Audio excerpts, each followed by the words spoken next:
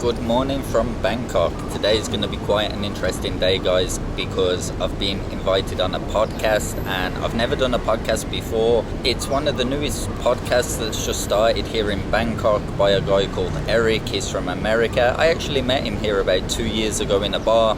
He invited me on. I don't really know what we're going to talk about, but I presume we could end up talking about dating. And as the last video I made was quite interesting about the girls, we got a lot of comments, so time to start coffee time. So I'm here in Soi 4 Brainweight Coffee Shop and we're gonna talk about red flags with Thai girls, because this was a comment I got a lot from the last video, what to look out for, what mistakes not to make to find a good Thai girl. So sit down, enjoy a coffee and let's get into it. First thing many people were talking about in the comments were, how will I know if she's genuine or not? Which is, I think, kind of easy to find out if you're living in Thailand, but difficult if you're overseas. The first red flag I'm gonna say to look out for is if she's asking you to send money all the time. This is quite a common thing that can happen with girls here, especially if you're living in like a Western country. They might expect you to support them, but one of the red flags to look out for with this is, are you sure she doesn't have many other kind of sponsors looking after her as well? And it's kind of difficult to know that unless you've spent a lot of time with her and live with her in Thailand. If the girl just genuinely does like you, I know her financial situation might not be quite as good as yours, but if she's like constantly asking you for money, you kind of have to think why. Not just about in Thailand, just about like any girl in general. So you have to be like aware of this. The second one I've seen people complaining a lot about was when they were here that the girl had 2 phones. This for me is a big red flag, because why would they have 2 phones, you know? Maybe they say they have one phone for business and they work in a nail salon or a massage shop or something like that. But you know, like today guys, on the smartphones, iPhone, whatever, you can have like multiple social media accounts and numbers in one phone, so there's no real need to have 2 phones. So if you find out she has 2 phones, another huge red flag in my opinion. Maybe she tells you she has 2 phones and she will give you both numbers too, but I would always like be very wary of this. You could message both phones, see which one she replies on quicker, but for me this is pretty much a big red flag too. So I'm just looking at the last video now in the comments, and someone put, I mean, is there anywhere you can go to meet non-working girls? I mean, like not paying for sex anywhere. And yeah, of course, guys, in Thailand there's loads of places you can go to meet normal girls. But then, under that comment, there's another comment saying, even normal girls are still like trying to get money and on the same hustle as the girls working. So there is some truth to that too. Like I said, this will come down to if the chick keeps asking you for money also. It does happen quite a lot here as well, to be honest. But we all know the stories, like the typical stories of the girls, what they will say, like, oh, someone in my family's sick, the buffalo is sick, you know, the good old stories, etc, etc. So like, if this is happening to you right off the bat, I would say just run, because it's just not gonna turn out good. They're probably doing it with multiple guys. But like I said, if you've known the girl for a year or 2 and you've been dating and you know she's a good girl and wants a bit of help, of course. But in my experience, many of the good Thai girls will never ask you for money, because they know, like even my Thai friends talk about it when I go with them, they always want to either share the bill or sometimes they even want to pay the bill themselves, because they know Thailand has this stigma of girls trying to get money from foreigners.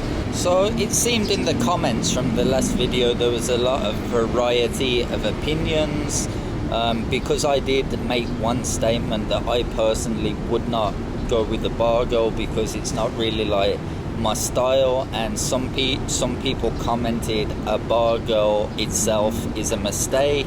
And then other people said they met girls in bars and took them back to their country and they've been together years and living happily. So obviously there are good stories, there are bad stories, but I always say, guys, it just depends on you. You have to know the girls, spend time with them. Some are genuine, some are very tricky too.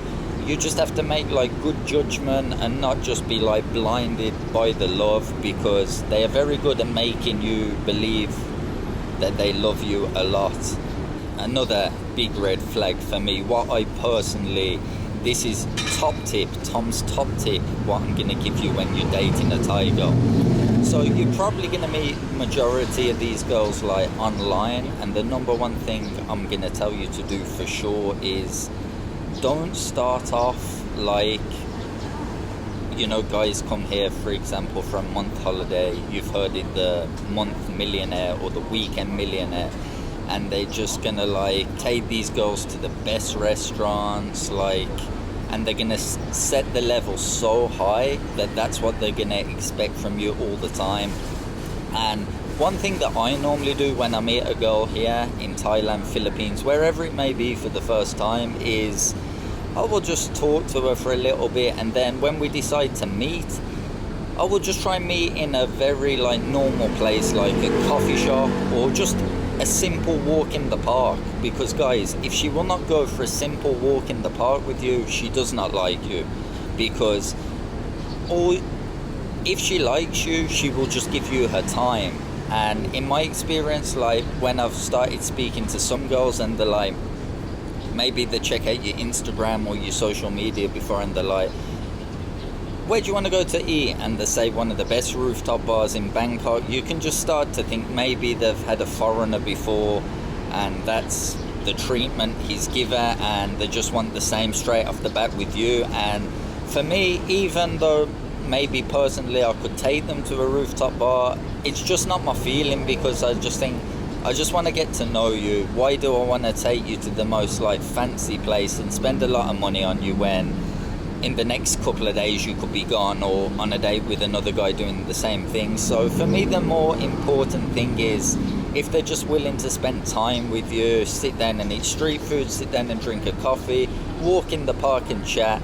I think this is a way you will find a more genuine girl. In this coffee talk now, I'm going to say something maybe a bit controversial, but in my opinion, guys, if you come from the West, like I'm from Europe or Australia or America or anywhere like this, and you cannot get a beautiful girl or cannot get girls easy in your country, and then you come here and you're getting a lot of attention from beautiful girls, you have to kind of think why.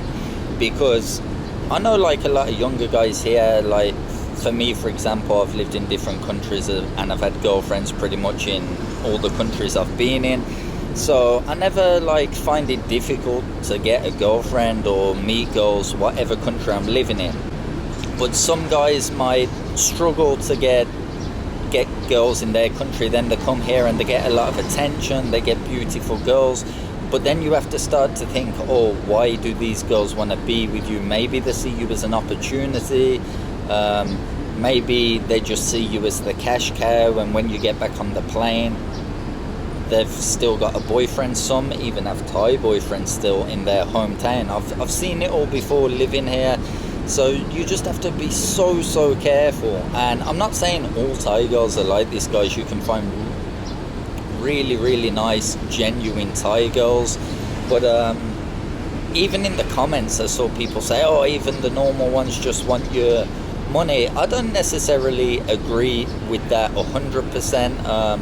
A lot of them will be looking for some kind of support, but there are a lot of, like, for example, there are a lot of Thai girls who have very good jobs or own their own business. And I saw in the comments a lot of people writing these kind of girls generally won't be with foreign guys. Normally they're with another Thai guy who owns a business. And there is some like truth in this, because obviously there are a lot of wealthy people in Thailand. And I'm not bashing on old guys coming here or anything, but if you're like a super old dude and you're not necessarily like in the best shape or good looking, you have to think, why does a young beautiful girl want to go with you? And I think a lot of people get lost in this situation. They think, oh, she loves me because she'll, treating you good, putting the food in your mouth, making you feel like a king. But for me, this is like a big red flag too. You have to think logically, think with your head, not with your heart and your banana. Okay, that's just a quick breakdown of the red flags and some of the comments that were sent in the last video for a quick little coffee talk in the morning.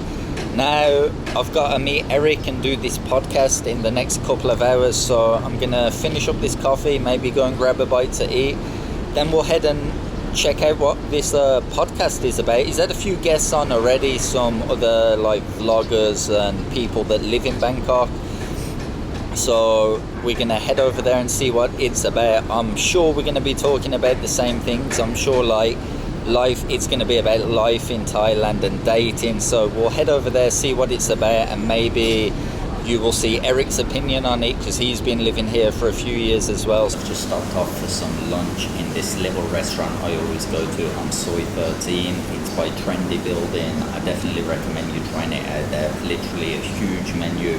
I pretty much come here and eat pad kapaw nearly every other day. I love the pad kapaw from here. Okay, check it out. This pad kapaw, I always get the 2 fried eggs on top. 100 baht only for this, and of course you have to add on the chili and garlic. Look at that.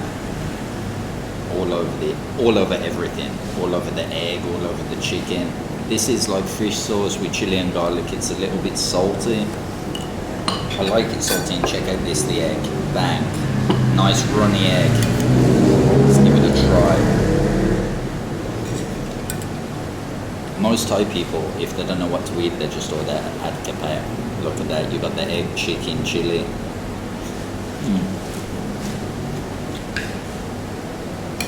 I tell you guys, it's one dish when you come to Thailand you have to try.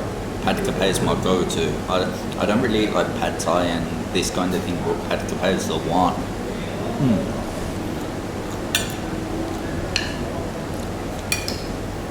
So good. Spicy, salty. Look at the size of that meal as well. For 100 baht, you cannot beat it.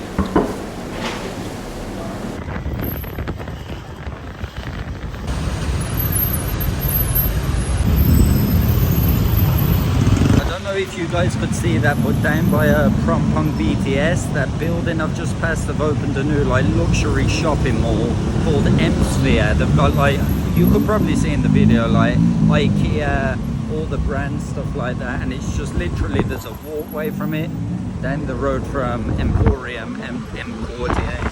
So it was handy to come on the motorbike to see where it was. It went up really quick. They constructed it all pretty quick and it's now open, so we might go down the next day and check it out to continue on the Bangkok traffic.